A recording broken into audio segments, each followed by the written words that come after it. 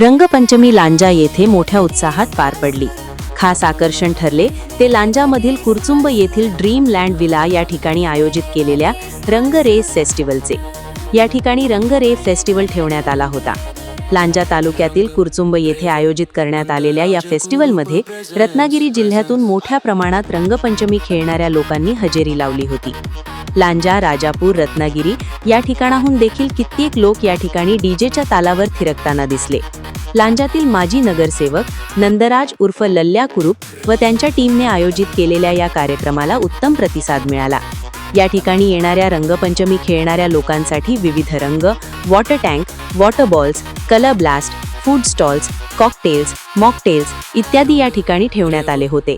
लहान मुलांनी या ठिकाणी आयोजन केलेल्या रेन डान्स आणि वॉटर कलर टँक मधील आनंद घेतला.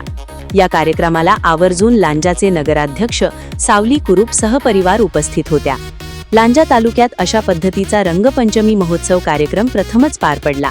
त्यामुळे संपूर्ण रत्नागिरी जिल्ह्यात या कार्यक्रमाची चर्चा होत आहे.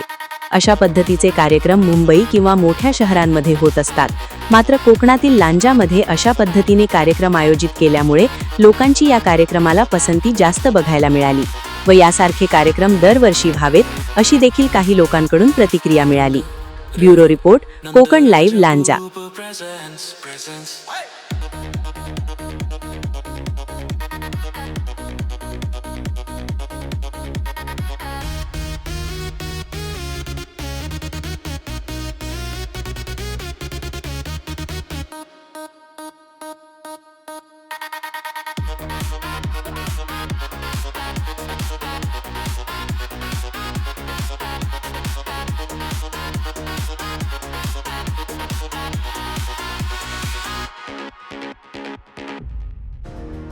आपण पाहत आहात कोकण लाईव्ह, प्रत्येक बातमी आपली.